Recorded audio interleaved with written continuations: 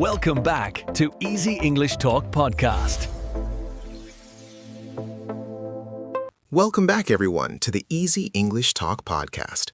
Priya, how are you doing today? I hope your day has been going well so far. Ryan, honestly, it has been a really good day. I had a quiet morning, made some tea, and just took things slowly. How about you? I love that. I had a pretty calm day too, which honestly does not happen very often, so I enjoyed every minute of it. It was one of those days where you feel like you are actually in control of your time. Those days are rare and precious. I think we both needed it before recording today because this topic is one that really requires us to be thoughtful and present. Absolutely. And before we get into things, I want to say a warm welcome to every single person listening right now.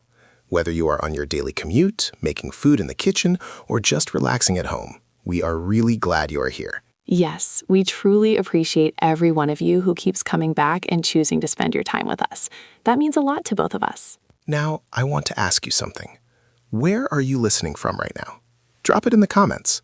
It could be London, Toronto, Karachi, Dubai, Lagos, anywhere in the world. We love reading those. Yes, please do share. We always get so excited when we see how many different countries our listeners are coming from. It reminds us how big and beautiful this community really is. And while you were thinking about that, I also want to gently ask you something. Is this podcast helping you? Is it helping you improve your English, your confidence, or even just your thinking? Let us know in the comments because your feedback genuinely guides us. We always read the comments, and they truly help us understand what you need. So please do not be shy. Your words matter to us more than you know. Today, we are discussing how to stay consistent with Salah in Ramadan. And I want to be honest with you right away. If you have ever started Ramadan with great energy and then slowly lost your consistency with prayer, this episode is made for you. By the time this episode ends, you are going to have a clear, simple, and practical understanding of why this happens and exactly what you can do about it. So stay with us because this one is worth your time. Let us start by understanding the problem. Because before we can fix anything, we need to understand why so many people struggle with consistency in Salah during Ramadan, even when they want so badly to do well. Right, and I think the first thing we need to say is this. Ramadan is not a normal month. Everything changes. Your sleep changes, your eating schedule changes, your energy levels change, and your daily routine is completely different from what it normally is. And when so many things change at once, it can be hard for the brain to hold on to habits. Even habits that felt easy before Ramadan can suddenly feel difficult because the environment around them has shifted. Think about it this way. You had a routine before Ramadan. You woke up at a certain time, ate at certain times, went to bed at a certain time. Salah fit inside that routine naturally. But now in Ramadan, suhoor pulls you out of bed before dawn. Iftar happens at sunset, Taraweeh prayers extend late into the night, your body is adjusting to fasting. Everything is in motion. And when your body is tired and your schedule is unfamiliar, the mind starts to look for shortcuts. It starts to say, just this once, I'll skip Asr. Or, I will pray Isha and Taraweeh together later. And then later never comes. That is such a real and honest thing to say, Priya. And I think many listeners are nodding right now because they've been there. I've been there. It's not about lack of faith. It's about not having the right structure in place. Exactly. And this is so important to understand. Struggling with consistency in Salah during Ramadan does not make you a bad person.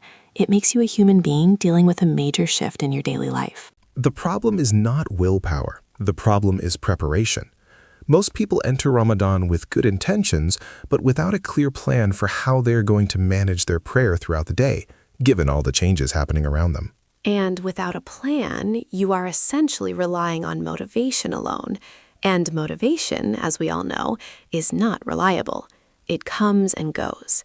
It is high at the beginning of Ramadan and often starts to dip by the second or third week. So what is the answer? If not motivation, then what keeps us consistent? And I think the answer is structure, habit, and a deeper connection to why we are praying in the first place. Let us talk about that, because I think before we get into practical tips, we need to spend a moment on the spiritual side, because the how and the why are both equally important here. I completely agree. And here's something I find really powerful. In Ramadan, every single act of worship carries more weight. The reward for a voluntary prayer is equivalent to the reward of an obligatory prayer in normal months. So if Salah always matters, it matters even more now. And yet this is the month when people sometimes let it slip. That tension is real, and it's worth sitting with for a moment. I think one of the reasons people disconnect is because Salah can sometimes feel like a task rather than a conversation. We rush through it, we go through the motions, and when something feels like a task, it's easy to postpone it. I think one of the reasons people disconnect is because Salah can sometimes feel like a task rather than a conversation. We rush through it, we go through the motions, and when something feels like a task, it's easy to postpone it. But when you approach Salah as a real moment of connection, as a few minutes where you step away from everything and simply stand before your Creator, it starts to feel different. It becomes a refuge rather than a responsibility. And in Ramadan especially, when you are tired and hungry and maybe a little emotionally raw, that refuge becomes even more valuable. It becomes the thing that resets you, the thing that gives you calm when everything else feels heavy. So the first thing we want to encourage every listener to do is to reconnect with the meaning of Salah before worrying about the schedule. Ask yourself, what does this prayer mean to me? Why am I praying? What am I hoping to feel when I stand in that position? When you have a genuine answer to those questions, consistency becomes easier. Not easy, but easier. Because you are not just ticking a box. You are doing something that genuinely feeds your soul. Now let us get practical. Because meaning alone is not always enough when life is pulling you in 10 directions. You also need strategies. Real, simple, workable strategies. The first practical strategy is to create a Ramadan prayer schedule specifically for this month. Not just a mental note, but an actual written schedule that shows you exactly when each prayer is due and what you will be doing around that time. This sounds simple, and it is, but it is incredibly effective. When you see the prayer times mapped out against your day, you can plan everything else around them, rather than trying to fit prayer in wherever it happens to work. For example, if Fajr is at 5 in the morning and you know Suhoor ends at 4:45, you can plan to stay awake for those 15 minutes and pray Fajr as soon as the time enters. No going back to sleep and hoping you remember later. That 15-minute window between Suhoor and Fajr is actually one of the most powerful moments in Ramadan. You're already awake, your heart is soft, the world is quiet, and you have just spent time nourishing your body. Now you nourish your soul. And there is something so beautiful about that. You fed your body to prepare for the fast, and then you prayed to connect with the one who made the fast possible. There's a real harmony in that sequence. After Fajr, the next challenge is Dhuhr. By midday, you are fasting and possibly tired. Your energy might be low, work or school may be in full swing, and it's easy to tell yourself you will pray when you have a break. The key here is to protect your Dhuhr time. If you are working, block it in your calendar. If you are at home, set an alarm. Treat it the way you would treat any important appointment that you cannot miss. Because honestly, it's more important than any meeting or task. And when you start treating it that way, other people around you also start to respect it. Your colleagues, your family, they learn that this time is set aside. Asr is often the most neglected prayer, and I think it is because it falls at a tricky time. You might be tired in the afternoon if thought is getting closer and you are feeling the hunger more strongly. The mind starts to focus on food. And then iftar happens and there's food and family and all this activity, and suddenly Asr has passed. And you feel guilty, but the moment is gone. That guilt is uncomfortable, and it can actually make you less motivated rather than more. So the strategy for Asr is to make it non-negotiable before iftar. Set a reminder 1 hour before iftar. Use that as your Asr alarm. That way, you are not trying to fit it in at the last second or relying on memory when your focus is elsewhere. And when you do pray Asr before iftar, something really lovely happens. You break your fast in a state of having just worshipped. You sit down at the table with a clean heart. That feeling is genuinely beautiful. Maghrib is usually the easiest prayer in Ramadan because it comes right after iftar. The adhan is the signal to break your fast, and the prayer follows naturally. Most people are already in a prayerful mindset at that moment. Yes, Maghrib tends to flow naturally because the rhythm of iftar carries you into it. But what we want to be careful about is rushing the prayer because the food is on the table and everyone is excited to eat. Give Maghrib its proper time and attention. Even just 3 or 4 minutes of mindful prayer is enough. You do not need to rush through it. Take a breath, stand with intention, and let those moments count. Quality matters just as much as consistency. After Maghrib comes Isha, and then Taraweeh, and this is where Ramadan nights come alive. But it is also where fatigue can really set in, especially in the later weeks when the novelty has worn off and the body is more tired. Let us talk about Taraweeh for a moment because it's a big part of Ramadan nights, but it is also completely voluntary. It's a sunnah prayer, not an obligation. So if you struggle to pray all 20 rakats every night, please do not let that guilt stop you from going at all. This is such an important point. Some people think if I cannot do all of Taraweeh, there's no point in going. But even 2 rakats offered with sincerity carry enormous value. Don't let perfection become the enemy of presence. And honestly, the atmosphere of Taraweeh, being in the masjid with other worshippers, hearing the Quran recited, that experience itself has a powerful effect on your heart and your consistency for the rest of the month. If going to the masjid is not possible, pray Taraweeh at home. Put on a beautiful recitation, set up a clean space, and create that atmosphere for yourself. The intention is what matters most. Now, let's talk about something that affects every part of your Ramadan consistency, and that is sleep. Because without proper sleep, everything becomes harder. Your focus drops, your energy drops, your emotional resilience drops. And when those things drop, Salah becomes one of the first things that suffers. You tell yourself you'll pray after you rest a little, and that little rest turns into a long nap that pulls you past prayer time. So managing sleep in Ramadan is actually a spiritual strategy, not just a health strategy. If you can sleep early after Taraweeh, even by 11 or 11:30, you give yourself a chance to wake for suhoor feeling somewhat rested. And during the day, if you need a short rest after duhar, keep it to 30 or 40 minutes. Set an alarm. A short nap can restore your energy enough to get you through the afternoon without losing asr. The second major strategy we want to talk about is using your environment to support your consistency. Your physical environment has a huge effect on your behavior, and this is something many people underestimate. Think about your prayer space at home. Is it set up in a way that makes it easy and inviting to pray? Is your prayer mat ready? Is the space clean?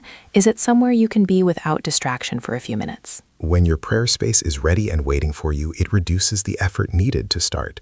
You do not have to search for your mat, clear a space, and get mentally prepared. You just go there and begin. That reduction in effort matters a lot. It's the same idea as leaving your running shoes by the door if you want to exercise in the morning. The easier you make it to start, the more likely you are to actually do it. Your environment can either support your goals or work against them. Another environmental tool is the adhan. If you can hear the adhan from your phone or from a nearby masjid, that sound becomes a powerful trigger. The moment you hear it, your mind associates that sound with prayer, and your body starts to prepare. Set up an adhan app on your phone that plays the actual call to prayer at the correct times for your location. Let that sound be the signal that tells you everything else can wait. This one small thing can completely change how you respond to prayer times. Now, let us talk about accountability, because this is one of the most underused tools for consistency. Human beings are social creatures. We do better when someone else knows what we are trying to do. Find someone in your life, a friend, a sibling, a spouse, a parent, anyone you trust, and make a simple agreement. We are going to try to pray all 5 prayers on time this Ramadan. Let us check in with each other. It does not have to be complicated. A simple message at the end of the day. Did you get all your prayers in? Or a reminder before Asr. Hey, it is almost prayer time. That kind of gentle accountability is incredibly powerful. And it also adds a layer of warmth to Ramadan. You are not just doing this alone. You are on a journey with someone who cares about the same thing. That shared intention creates a bond and keeps both people more consistent. There is also accountability with yourself. Keep a simple prayer tracker. It does not need to be digital or complicated. A small notebook or even a piece of paper where you mark off each prayer after you complete it. There's something really satisfying about seeing those marks build up day after day. It creates a visual record of your effort and your consistency. And on the days when you're struggling, looking back at how many prayers you have already completed can give you the motivation to keep going. Now I want to talk about something that people rarely discuss when it comes to consistency in Salah, and that is how you feel during the prayer itself. Because how you feel during Salah affects whether you want to come back to it. If every prayer feels rushed, distracted, and mechanical, eventually your subconscious starts to resist it. It doesn't feel good, so your brain doesn't want to go there. But if you can create even small moments of genuine presence in each prayer, it becomes something you are drawn to, rather than something you avoid. So how do you create that presence? One simple way is to begin each prayer with one conscious intention. Before you say Allahu Akbar, take 10 seconds to remind yourself what you are doing and why. Just 10 seconds of mindful intention can change the entire quality of the prayer. You can also try to understand the meaning of what you are reciting. Even if you only know the translation of Al-Fatiha, reading its meaning before Ramadan and then reflecting on it during each prayer can make it feel alive rather than automatic. Al-Fatiha is recited in every single rakat of every prayer, and it is one of the most profound pieces of text ever written. It is a conversation. You speak, and according to the Hadith, Allah responds to each verse. When you understand that, standing in prayer becomes something completely different. It becomes a dialogue rather than a recitation, and dialogues feel meaningful. Dialogues are things we want to be part of. That shift in perception from recitation to conversation can be one of the most powerful changes you make in Ramadan. Let us also talk about the middle weeks of Ramadan, because that is often where consistency starts to drop the most. The first week has energy and excitement. The last 10 nights have Laylatul Qadr and a final push. But the middle can feel flat. The middle weeks are where real character is built. Anyone can be consistent when the energy is high or when the finish line is near. But showing up in the middle when nothing feels special and the days all look the same, that's where true discipline lives. One way to stay motivated in the middle is to set a small, personal intention for each week. Not something big, just a simple, meaningful goal. This week, I am going to try to pray every Fajr on time. Or, this week, I am going to make my du'a a moment of genuine reflection. Small intentions keep you engaged without overwhelming you. And when you achieve them, you feel a sense of real accomplishment that carries you forward. Progress, even small progress, is incredibly motivating. Another thing that helps in the middle weeks is connecting Salah to gratitude. Fasting all day is a physical and emotional experience.